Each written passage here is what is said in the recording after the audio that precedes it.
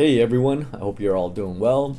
Okay, so I got a request on one of my other videos about putting a video together to launch out of Castaic Lake in Southern California. So a couple of caveats here. I have not kayak fished Castaic Lake, and on top of that, I'm not really a great fisherman, but I do relay information on how to make your life easier. Okay, so as I mentioned, Castaic Lake is in Southern California.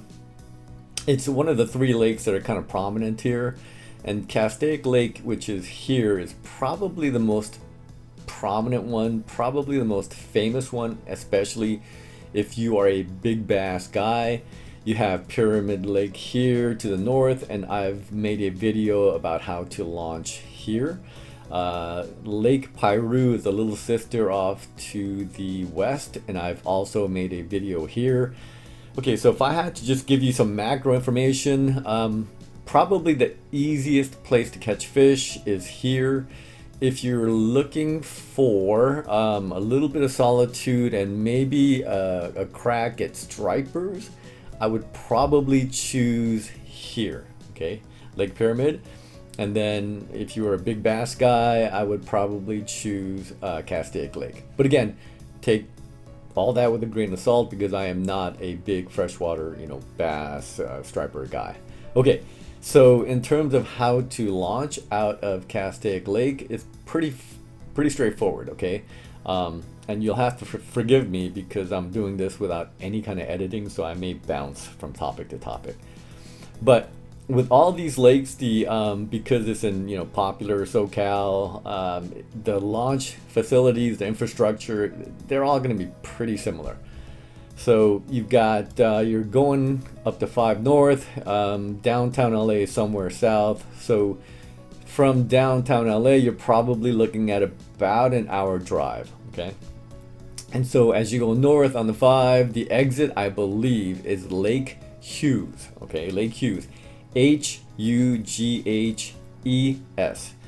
And then you get off on Lake Hughes, which is here, I believe.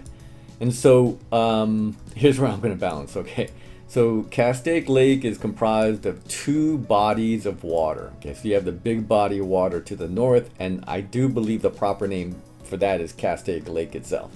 And then you have a smaller body of water to the south, and that is called Castaic Lagoon. Okay, but if you're looking to catch big fish, don't be kind of put off by the Castaic Lagoon's smaller size, because from the articles that I've read and the YouTube videos that I've seen, there's a local legend. I hope I don't mess up his name. His name is Butch Brown, I think, and he's caught multiple big largemouth bass from the lagoon, probably over 15 pounds. So again, don't dismiss the lagoon because of its smaller size. All right, so you exit from the 5 off Lake Hughes, and then you drive east, and then let's see if I can do this and give you some good detail. And then you make a left into a parking structure. All right, and I would imagine there's going to be some kind of kiosk here. If I had to guess, I haven't fished the lagoon in like ages. I think the last time I was there, I was on a float tube. But anyways, the entrance fee for most of these SoCal lakes, I'm gonna guess you're looking at something between 20 and 30 bucks. All right. Okay, so here's my oops, I forgot moment. I thought I could do this in one shot without doing any kind of video editing. I came close. Okay, so with 2 of the 3 lakes, okay, there's going to be an inspection, and this is critical because I would hate for you to wake up at 4 a.m. load all your stuff, do all your pre-rigging, get out there, and then have them turn you away. Okay, so getting into these lakes, 2 out of 3 of them, okay, there's going to be an inspection for the quagga mussel. Okay, and some of these lakes are really draconian in terms of what they expect from you. Okay, so Lake Piru, again, is easy because there is no inspection for the quagga mussel because that lake is already infected, unfortunately. Okay, so Pyramid, I know from experience that they are very draconian and very strict about trying to keep the quagga muscle out. So as I mentioned, I would imagine this is going to be the case for a Castaic as well, certainly. Regardless of whether you're trying to get into the lagoon or the big body of water. Typically, there's going to be a kiosk, okay? So where you pay to get in, there's going to be some kind of boat inspection. And so the best advice I can give you is make sure your kayak is bone dry. Bone dry. Just expect them, okay, to open up the hatch of your kayak. If there is even a hint of water in the hull of your kayak, you will get turned away. All right. And so I'm making this video in June of 2022.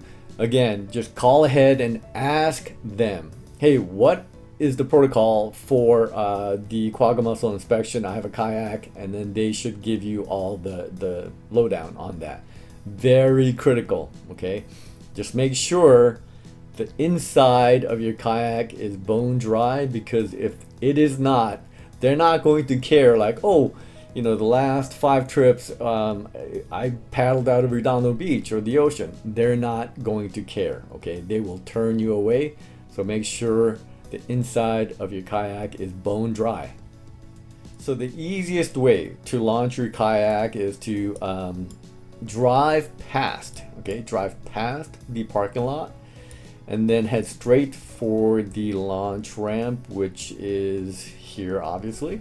And so my general rule of thumb is, if you can, okay, stay out of the way of the boaters. Okay, so if you have a boat, you necessarily have to launch right next to the dock, right? Because you got to moor up and do all that stuff. So the lane immediately to either side of the dock, I would probably just stay away from. Okay, so you know, be a good neighbor, give them the right of way, because they need it more than you do, and so you know, that way you can avoid any possible confrontations, because no one wants that. Anyway, so what I would do is I would park, or not park, but drive my car back to the far right.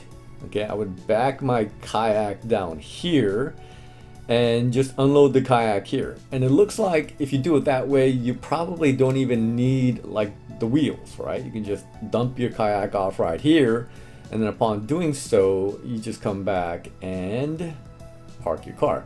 So it looks like, you know, a couple of things. The parking lot isn't very big, so if you're planning to go there on a weekend, I would probably recommend, you know, getting there early.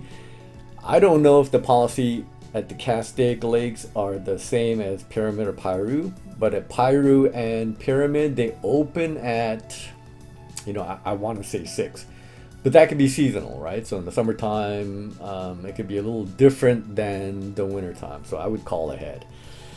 And once you ditch your kayak, you got to be a little bit careful, because, and this is where fishing with a buddy or buddies is really helpful, because you don't want to leave your expensive stuff unattended. And by that, I mean your pedal drive, if you have one, your fish TV, and by that, I mean your fish finder and your, you know, maybe $200-300 rod and reel setups. So if you're solo, I would probably not leave the expensive, you know, stuff there. I would probably just leave them in the car, come back here, park, and then you'll have to walk down and lug them. Okay, so after launching, again, this is where things are going to get a little bit fuzzy, because again, I am not a great fisherman, especially in lakes. But you know, given any lake, if I don't know anything about it, the 2 spots that I may focus in on, okay, is where the water comes in, which is the inlet. It appears to be here, and where the water goes out by the dam. And typically the water by the dam is going to be a little bit deeper with most lakes, and so you may have cooler water here. And then the inlet is in theory where the food or some food might wash down, and it looks like there's some kind of underwater, you know, waterscape or landscape around here that looks pretty promising.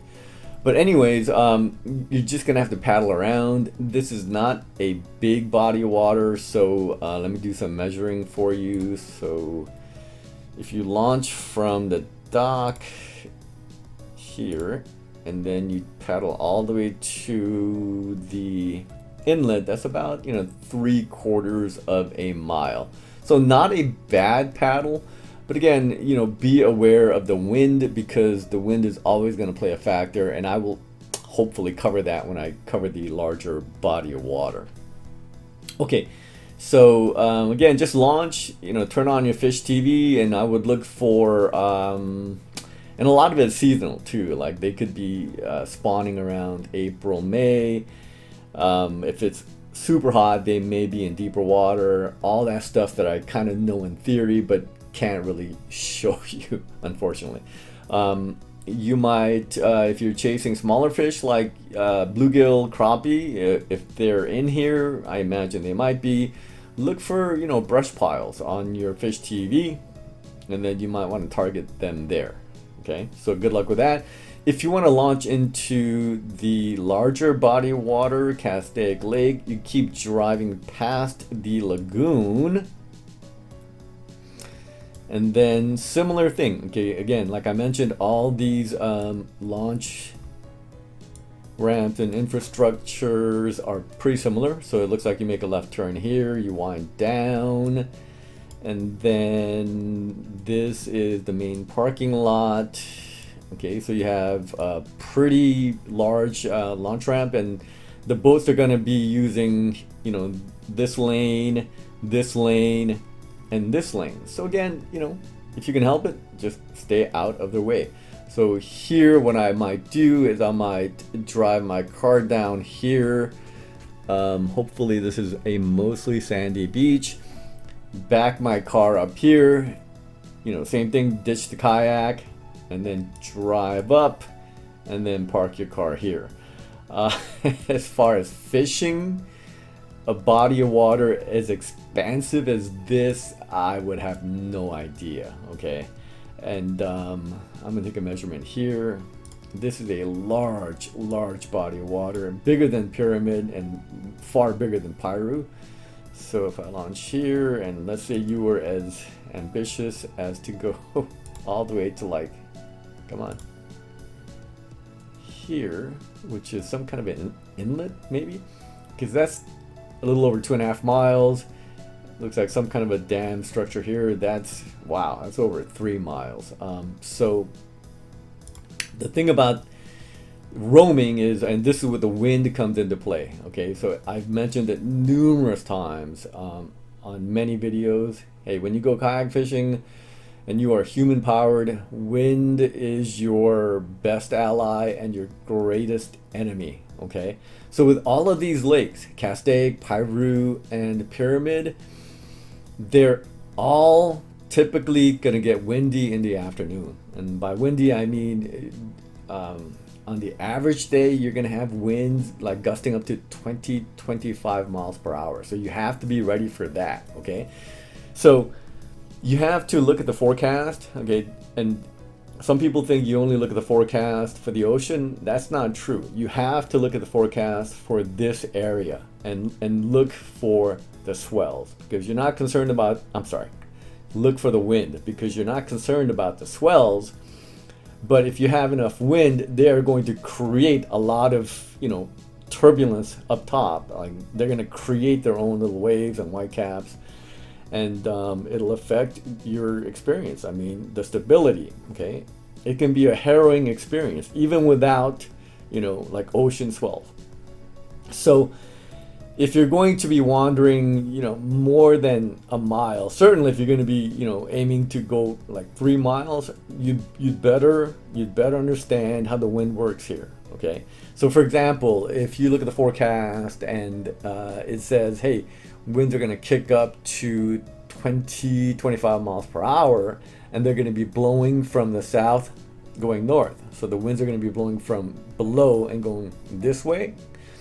Then you better know what you're doing, right? So if you launch early morning, again, I think the lake probably opens up at 6 a.m. If you launch early morning and then you're ambitious, and in the early morning the winds are calm, and you're thinking piece of cake, I'm going to paddle 3 miles to whatever this structure is. Or if you think you're going to paddle eastish that way, about 3 miles, and the wind kicks up in the afternoon, and you're over here, let's say, and the wind begins to blow from west to east, from left to right, okay, and it blows 20-25 miles per hour, you're going to be fighting that wind for 3 miles. And that is really, really miserable, okay? Even if you are in really good shape, fighting a 20-25 mile per hour wind for, let's see, 3 miles, you could be paddling for 3 hours, okay? And that's assuming that you're in good shape, okay? Imagine a good, hard, sustained effort for 3 hours just to get back to the lawn track. So that would be the big caveat. You got to be heads up there, okay? As far as fishing the big body of water, I have no idea. Again, I'm just a guy who likes exploring, having fun. I don't think that I will really explore Castaic Lake to any great degree, just because I like Pyramid better, okay? And that's because Pyramid is not quite as famous as Castaic for producing big largemouth bass, and that's the allure for a lot of fishermen. So if you're looking for a little more like just chill, kind of a little more solitude, not that you're going to find solitude in summer in any SoCal lake, I would probably choose Pyramid over Castaic. But yeah, so I mean, in terms of launching your kayak, that's what that entails. So get out there, have fun, and if you learn something, drop a comment down below, and I would appreciate that. Got a ton of backlog video. I've been doing lots of stuff. Some of it's going to be really interesting. Again, not in terms of catching big fish, but you might learn some stuff. Mammoth, the Central Coast. So until then, get out there, have fun, be safe, and we will see you soon on our next adventure. Bye for now.